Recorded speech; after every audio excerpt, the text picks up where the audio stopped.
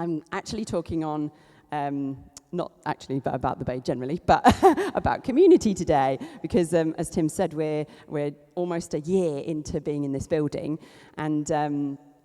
and so we're just kind of reminding ourselves, like, what are we about? What is the core of, if you cut us down the middle, it's Jesus, but there's some specific things that he has for us here. And so we have this kind of vision statement where we desire that everybody would have a chance to find sanctuary in Jesus. And we have these three kind of statements. First of all, that we ourselves would find sanctuary in Christ, that we would become sanctuary together, and that we would extend sanctuary to the city. And so today, Tim spoke brilliantly last week about finding sanctuary in Jesus. Get yourself to the sanctuary. If you weren't here, I'd totally recommend listening to that. And I'm following on from that on becoming. So it's about formation in community is what we're going to be talking about today. So I'll just pray before we start as well. Yeah, Jesus, we adore you. Oh, we adore you. There's nothing like your love. There's no one like you. Your presence is life to us. Life is found nowhere else but you. Jesus, open our ears to hear your voice today. Your voice is the sweetest sound. It's a gentle whisper, but it profoundly shakes the wilderness and causes all in the temple to cry glory. Yeah, we welcome you. Amen. So we start from the beginning, which is the fact that we are all being formed. This is a reality that exists in this world. We are all being formed. And John Mark Comer, who is one of the leading voices in the spiritual formation space, he says, that's the crux of the human experience, the process of becoming a person. To be human is to change. The question is not, am I becoming a person? It's who or what am I becoming? And if we're not intentionally being formed by Jesus himself, then it's highly likely that we are being unintentionally formed by something or someone else. Now, here is the rub in our hyper-individualistic, digitally connected, transient urban society that can sometimes kind of pose this version of faith that it's like, well, it's really just about Jesus and me with my instrumental meditation whale song and my journal and a podcast at the gym if I've got time. Utterly no judgment if you love a podcast at the gym. I also love a podcast. Also, if you love whale song meditation, no judgment. But what is interesting is that there is this key overlap with psychology and theology, which both agree that human growth happens most effectively in community. And in fact, some sort of studies show that it kind of never really happens outside, or very rarely outside of human relationships. The psychologist Siegel, who's a widely respected, actually he's a psychiatrist, not a psychologist, and he kind of studies in interpersonal neurobiology and researches that. And he has this great statement that says, the mind is both embodied and relational. Or if you prefer a proverb, 27 verse 17, iron sharpens iron, so one person sharpens another. Or Peter, from one of the biblical authors, you also, like living stones, are being built into a spiritual house. And that leads us to our teaching text that we're going to look at, 1 Peter 2. There's Bibles underneath you if you want to look, or it'll be up on the TV over there. We're going to read 3 verses from there. And then we're going to look at 3 things: problems, purpose, and practicality. But let's read from 1 Peter 2, which says, as you come to him, the living stone, rejected by humans, but chosen by God and precious to him, you also, like living stones, are being built into a spiritual house. Or in some versions it says, into a sanctuary, to be a holy priesthood, offering spiritual sacrifices acceptable to God through Jesus Christ. But you are a chosen people, a royal priesthood, a holy nation, God's special possession, that you may declare the praises of him who called you out of darkness into his wonderful light. Also, just to say, the quote that I said earlier is from this book, Practicing the Way by John Mark Comer, leaning quite a bit on the stuff that he's done, and I'd totally recommend this book. It's pretty helpful in understanding this kind of topic. So just off the top of our heads now, we sometimes break into little groups. We're not actually going to turn and break into groups right now, but we're going to have a chance at the end maybe to pray in twos or threes. But just, is there any kind of thing that is sticking out to you? Like, what do you notice just as we've read these verses about this kind of metaphor that we've been given for the church? What kind of thoughts are coming to mind or ideas? Feel free to just shout them out, or you can put your hand up if you like that that formal way of.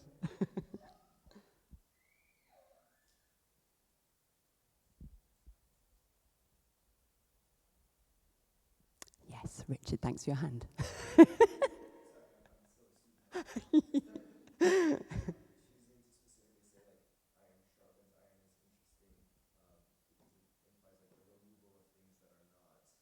Yes.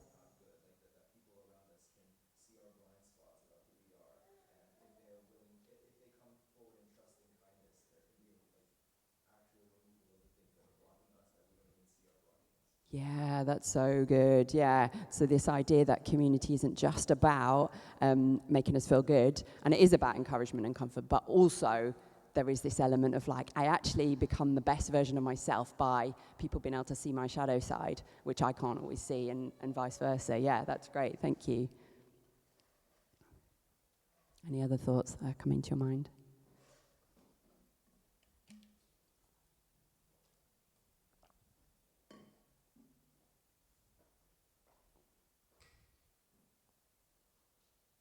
That's okay if there isn't. I think for me, as we were praying over this before the service, the verse 4, it says, you come to him, the living stone. And I've never really, the word living really stood out to me as God is not, you think about a big foundational cornerstone being sturdy and just there, but quite not living.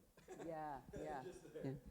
But the idea that he is active, he's not just there as a stoic dead thing that you can trust in, but he's not going to actually leave you alive. Yeah. So you have to follow him. That he does infuse things into what's being built on him. The idea of being a living stone really struck me. Yeah, that's so good. Yeah, that's where it all begins, isn't it? Jesus, the living stone, the place. We're not a community revolving around, cars or knitting or I don't know. It's around Jesus, and he is this source of life, this cornerstone. Yeah, that's so good. Thank you. Any other thoughts before I move on? Okay, so let's look at these three ideas: the problems of community, the purpose of community, and then practically. So the problem of why we need community but it's hard to find. I'm going to give you, first of all, sociological and psychological reasons. And this will be no surprise to you if you live in this culture, because we know, don't we, that loneliness and isolation is kind of like at crisis level. We're the most connected generation potentially ever, and yet the most relationally isolated. Some recent research showed that Americans say that 25% of Americans say that they have not a single confidant, not a person they could feel like they could open up to or be themselves with. Other researchers, I don't know how they work this out, but that the loneliness, the effect of loneliness on the human body is the same as smoking 15 cigarettes a day. Isn't that crazy? And there's sort of this mental and physical damage that happens through loneliness and through isolation. And in England, in COVID, they they closed down for almost, I think it was like a year, they closed down all the elderly residential homes because they wanted to protect the most, vulnerable immune systems. But what they found was that the death rate went up, they were testing and nobody was getting, it wasn't that they were getting COVID, but the death rate was going up because what they found was people were just dying of loneliness. Like it was literally killing people.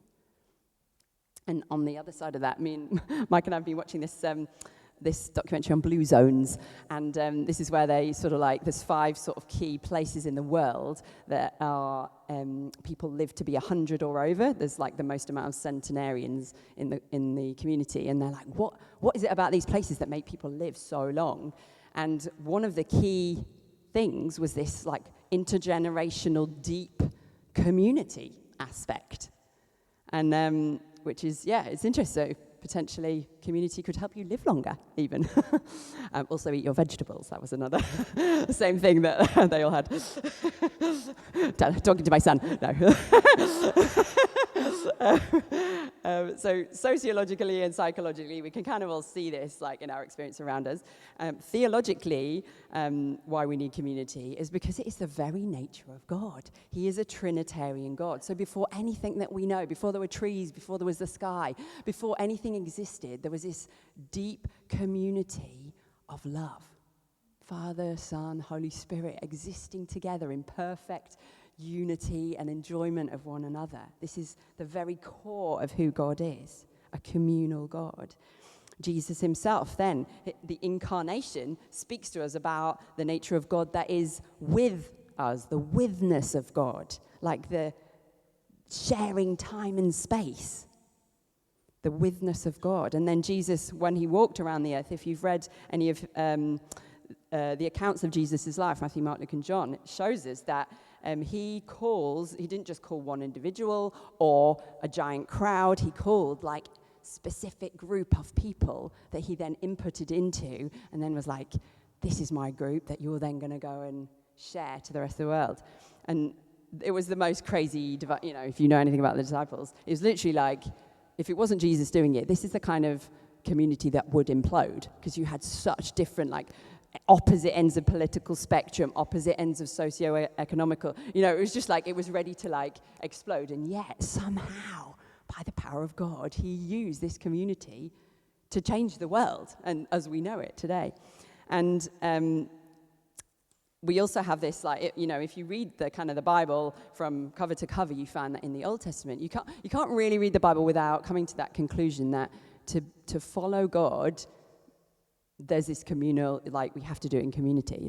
God is always gathering a people to himself in the Old Testament he speaks to Abraham about having a family, a multi-generational family that's going to belong to him. His heart was always for a people. And then you see in the New Testament, Jesus doing that. And then you see in the kind of the letters, the early church, all these analogies that are all communal analogies. So we have the church described as a body with different parts but working together. We have it described as a family with brothers and sisters, fathers and mothers. We have the church described as an army.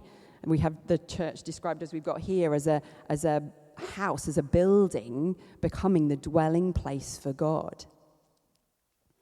And again, John Mark Comer says, at the core of what's broken in the human condition is ruined relationships with both God and people. Love has been shattered by the fall. Hurt, betrayal, and loneliness mar the human soul. But Jesus has saved, is saving, and will save us from this ruin by forming us through his apprenticeship program into a glorious new family of love. So why is it so hard to find or so difficult? Well, I'm just going to give you 3 very quick thoughts about this. Firstly, individualism, and then idealism and intimidation. So I think these are some of the blockers that we have towards true community. Firstly, individualism. We, through no fault of our own, are just born into this culture where we are formed by digital algorithms, that rectangle that we have in our pockets. It's doing more to form us as people than we would like to admit. And also just the cultural waters that we swim in, like nowadays with the global, urban transience, like moving around, disconnected, kind of just the way that our world works, adding consumerism, which is all about the I instead of the we, and not thinking about like what I do actually impacts we're interconnected, but just how do I feel and what do I want, that kind of sort of thinking. It's like, and it seeps into, probably without even realizing it, can kind of seep into and cloud our understanding of what true community could look like. And then we have idealism, where we sort of, just the idea that we can sort of have this, beautiful picture of what community could look like, but then we struggle to kind of reconcile that with the reality of broken humans. There's that adage, hurt people. And if we're honest, we're all hurt in different ways, aren't we? So there is this potential, when we gather together, that we can kind of, it doesn't always feel that loving. Bonhoeffer says that if you love the dream of community more than the community itself, you'll kill it. Which is yeah. And then, again, John Mark Comer says that growth happens in the space between idealism and the messy reality. And then finally, intimidation is another blocker. It's just basically scary to be vulnerable and to be real with people. People can sometimes weaponize our honesty, or, there's like relational hurt that can happen in community. But Tyler Staton says that wounds that happen in relationship are only healed in relationship. So the purpose of community itself is ultimately we're becoming like Jesus. And as Tim highlighted, the cornerstone, that's one of the versions that describes Jesus as the cornerstone. And it's kind of like the idea that we're all being aligned. Like a cornerstone was the first stone that went down. It was the foundation, but it also made all the other stones kind of come into alignment to kind of shape the whole thing. So it's like all revolving around Jesus. He's the one. This is like the very purpose of our lives, to become people of love, like the most incredible man of love. To become a non-anxious presence, like the Prince of Peace himself. This is our life aim. But it's also not just an individualistic thing, because he talks about we are being built. And it's this idea that us together, a little brick by itself is not all that impressive, but where we come from in England, there's a cathedral, Canterbury Cathedral, and it's beautiful. You just go and you're like, whoa, like it's so tall and so just stunning. And you're like, oh, it's just made up of these little grey bricks. But you put them together, oh my goodness, it's different. And also the idea, like a cathedral, but what it houses is really the thing. It's about the treasure that you find within it. And we're being formed into a dwelling place of God. Isn't that stunning? Like us as people, it's not ultimately about these physical walls. It's like us as people get to house the presence of God, so that when people come amongst us, they're like, wow, God is in this place. Isn't that an amazing calling? So we get to be these presence carriers together. And it also, like the phrase are being, this like verb phrase, are being built, it's present continuous tense. So it's kind of like this ongoing process over time. It's a journey that we're on together, becoming. It's like, yeah, so we don't have to rush or think, oh, I should be like this straight away. But we're all in process. I also love the word priesthood, because it doesn't say you are a priest, it says you're a priesthood. So this is the hood bit means it's a group. And again, together, we get a priest was basically kind of like a portal between heaven and earth. So they represented the people to God through like sacrificial system and worship, but also they represented God to the people. So like you could be around a priest and it would help you to be like, oh, that's a bit what God is like, So there's kind of this two-way flow. So they're like portals between heaven and earth. And we get to do this like through both our like intercession, like praying and asking God for on behalf of other people. We get to worship and we get to represent him with our lives and in the way that we interact together of what this community, Trinitarian community of love is like, so that people can encounter him, which I think Tim is going to talk about more next week. And it says, I think think it's verse 9 or 11 that we looked at earlier, but it talks about proclaiming the excellencies of him, I think verse 9, who brought you out of darkness. So this idea that our purpose cannot be disconnected from the outward mission. So it's not just about becoming these people of peace that's just like inner peace for my own sake, or so that I have a peaceful life, although God, he wants that. Like even this week, God met with me and shifted fear in my heart and set me free in a way that it's like, oh, I didn't even realize this freedom was possible. He's always he wants to make his people of peace. He wants to bless us, but it's also for the sake of the world. It's not just for us to keep that blessing to ourselves.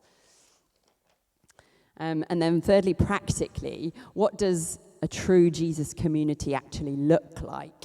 Well, the real answer, it looks like Acts 2 and Acts 5 and 6. So in Acts 2, you have this incredible description of the believers giving to each other, so no one had any need, no one went hungry.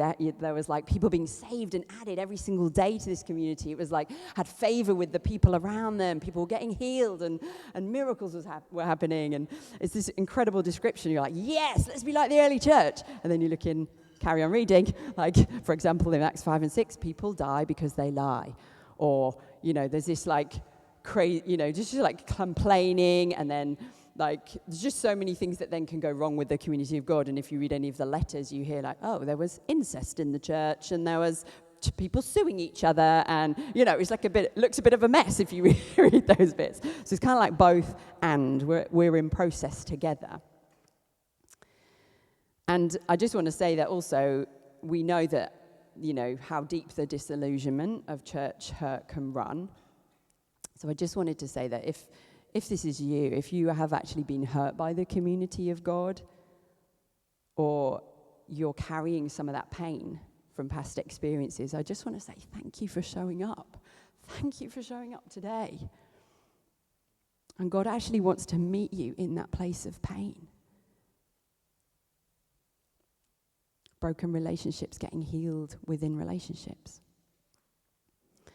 And also, don't mishear me that I'm saying that we should never have time alone. If you're an introvert, you might be having a little panic of I've got to be around people all the time.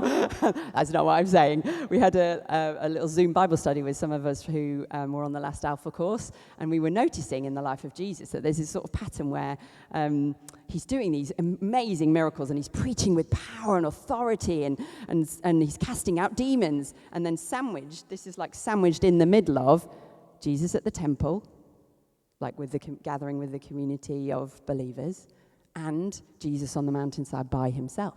So it's this beautiful sandwich of time in the secret place with God, just you and him, and time with the people of God, together. So it's this sort of beautiful complementary thing. Silence and solitude is a preach for another time, so we're not going to particularly look at that today, but we are what could community look like, true community? And we're unfortunately formed a lot by the culture that we swim in. So I just want to bring some kind of just very quickly, a few key things that the true Jesus community, this is what God is calling us up to. It could be like this. And I want to say there's, I think I've got about 4 points or so that it could be, this is what the true Jesus community is marked by. Firstly, forgiveness and reconciliation. Because as we've just been saying, it can be very messy. But there's a difference sometimes between being a mess and looking messy. So actually, conflict isn't avoided, but it's worked through, which can look a bit messy sometimes. Or, the idea that I think Richard brought out, this idea of both encouragement, but also I need people to help me see my shadow side. In the culture that we live in, community can often mean being with people who are just like us, who agree with us, who make us comfortable, add into that consumerism, and we can kind of show up to stuff basically expecting what we can get from it, rather than thinking, how can I show up to give? And then when conflict arises in our day, we have this default option to cancel the relationship or withdraw. But that's not the way in the kingdom of heaven. That's not the true Jesus community that he longs for. And going along with that is this intentional closeness, this idea of, of presence and depth. Sherry Turkle, who's a really well-respected psychologist out of MIT, and she's basically looking into what tech is, the consequences of it on the human condition. And she says that true community is actually constituted by physical proximity, which is why it can't only be online, although this, online has helped in so many ways. But physical proximity, shared concerns, real consequences, and common responsibility. So in other words, it's communities, people you actually do life with. And it's not a curated, edited, or masked version of ourselves. It involves both encouragement and accountability. It involves being vulnerable, allowing people to see our shadow side, but also to bring out the best in us. My dad was really great at actually doing those two things, the encouragement and the accountability. He was really good at letting us know that we were loved, demonstrating it, and just speaking that over us and that security that came from that. But he also was really good at saying calling out, this is not who you are. I can see why you just wanted to, shove your sister over because of what happened. But that's coming from a place of anger and rage. And at the root of that is fear. Or, he'd just be very and that's not who you are. Don't get, and it was just very good at calling out, there's something better. Come up here. This is who you really are. And this is what it could be, how it could be different. So we kind of need each other to help with both of those things. I think the 1 Peter image helpfully expresses this, because it says, essentially it's showing us there's no lone bricks in the kingdom of God. You don't have to muscle it by yourself. Community involves intentional joining, this brick right next to brick, glued together. So this proximity, this physical presence, this emotional closeness, and choosing to come together and remain together.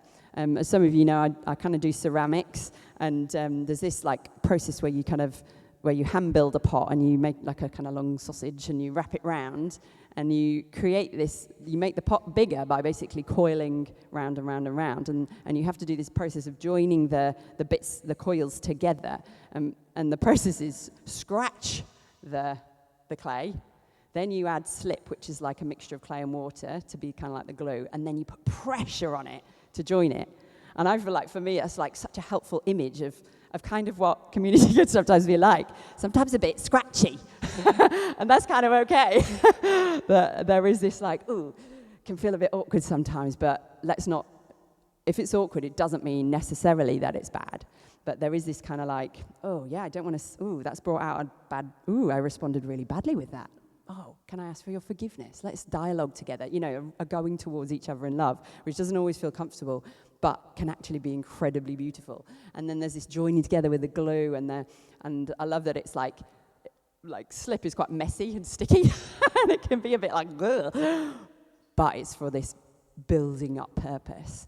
And it's also this mixture of clay, we're the clay, that we're made out of dust, and yet the water of the Holy Spirit, you mix that together. Oh, that's potent.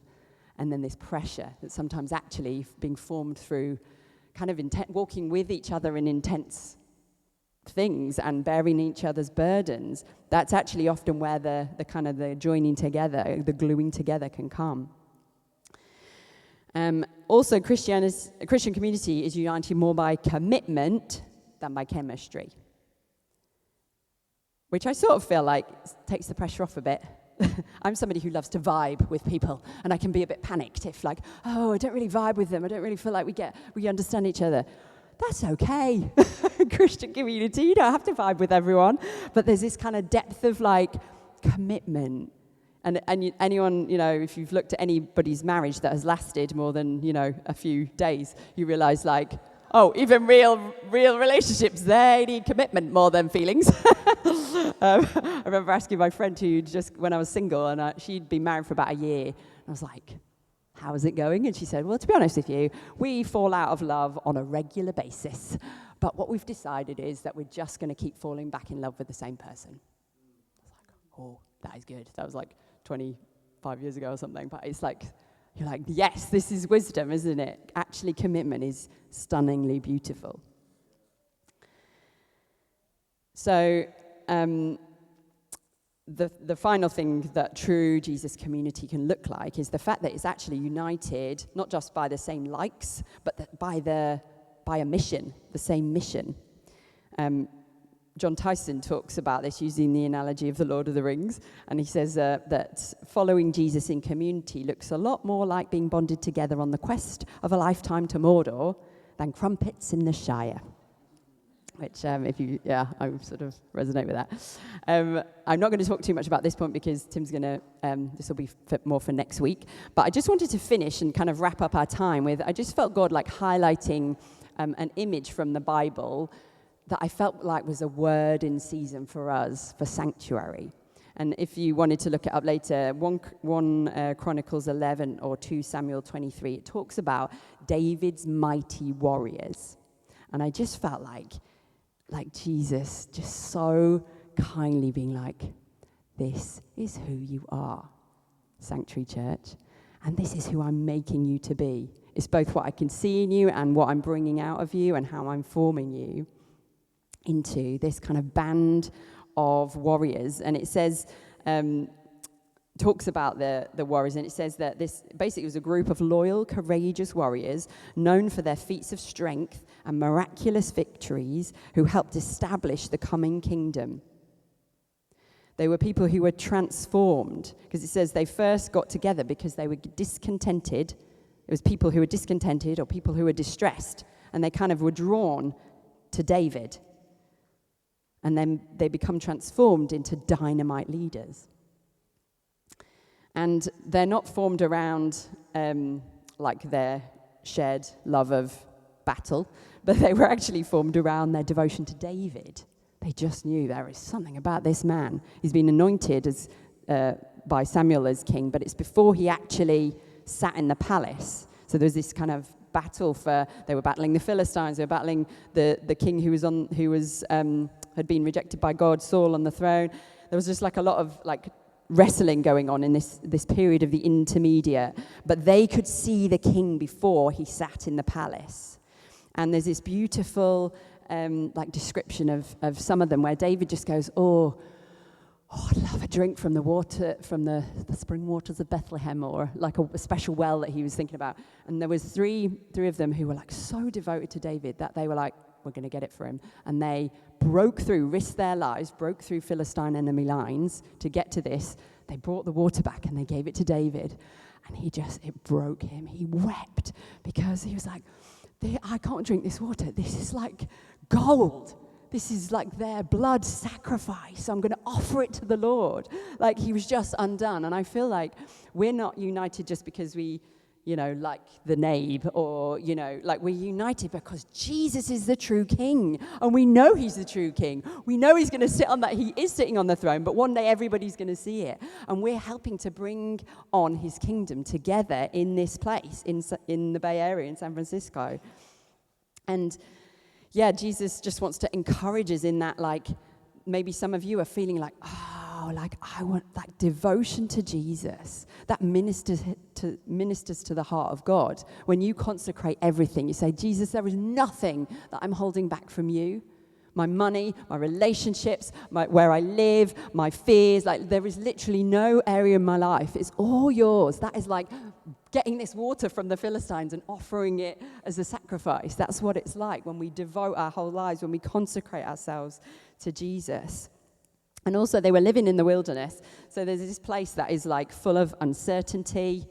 It's a hard landscape. There's a lot of exhausting battles. Anybody feeling familiar to living in San Francisco? We've had our car stolen like 1 million times. We've had mold in our house. We've had, it's like a lot of things that it's like, it's not the easiest environment always. But it was in this context of hardship rather than comfort that they were transformed.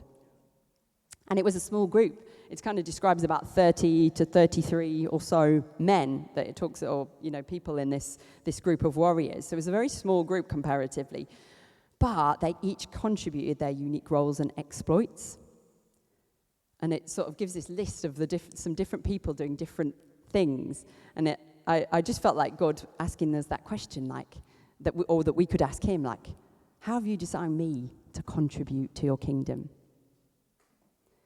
And David's kingdom, it was the prototype or like the shadow of the true son of David, Jesus' everlasting kingdom. So God's speaking over us. It's like an invitation. It's not like a command or anything like that, like, oh, you should be in community more. This is like, come and join this mighty band of this brotherhood, this sisterhood. And I feel like if we don't feel very mighty, you're like, oh, I'm not a mighty warrior. I don't really want to be a warrior. But it's like this process of transformation going from distressed and dismayed and discontent into a united, beautiful group of people that God, he actually has victories planned for us to do in this city together. Like there's a list of their exploits. It's like God in heaven has this list of our exploits, these victories. He's like, you guys. And he's got loads of churches who are in the Bay he has these lists of exploits for us all to go and get that victory.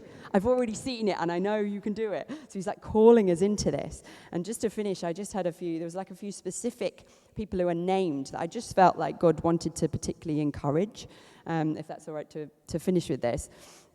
So I don't know if Joni or Richard wanted to come and play just while and then it's nearly ending, so you're not like, she's going to keep us here forever. Thanks, Richard. So yeah, there was a few kind of names that just stuck out to me. Like there's this person called Benaiah, and Kelsey, I just felt for you that Jesus was saying you're like Benaiah, and what he does is he's just like this tiger. He just goes after these. Like it says one day he just chased this lion down a pit in the snow and wrestled it to death. And there's like an Egyptian warrior that's 7.5 feet tall, and what Benaiah does, he's just like, he's not scared, he just grabs the spear off him and stabs him like with his own spear. I know, crazy, eh? And I just felt like Jesus speaking that over you, that this season of your life that you're in at the moment, that he's like, you are going to take back from the enemy what has been stolen from people. That there is this beautiful gifting of bringing people into freedom and life, like taking no enemy. This is not yours. This is not yours to have, and you're going to snatch back from the enemy. So if anybody does feel like there's an area in my life that I'm stuck, like I need freedom, speak to Kelsey. There's also somebody called Abishai. Is Jack around? It's outside. Can you hear? Jack, hello. I feel like God was just saying that he wanted to encourage you. There's this mighty warrior called Abishai, and he received double honor for his courage. And I just feel like God was saying, thank you for your courage. I see it, and I'm giving you double honor. And the thing that was said about him, he wasn't one of the named three. There was like another kind of group, and it's like the idea that it wasn't about the title. I feel like he's seeing your humility. You're not reaching for a title, but he's giving you a gift of leadership where people want to follow and be around because you're leading them to the true King.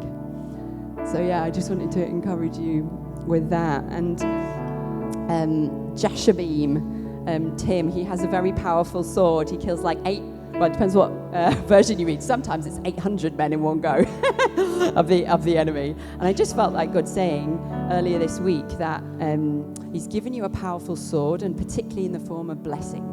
Like that, actually to speak blessing. And I saw you speaking over your family and your kids, and then I got to see you do it on Saturday. But like speaking this blessing, and there's like the favor of God that will come upon people, and it'll be like just victories, like staggering victories that just happen as you speak blessing over people with the sword, with the word that he's given you. I think Vinny's not around.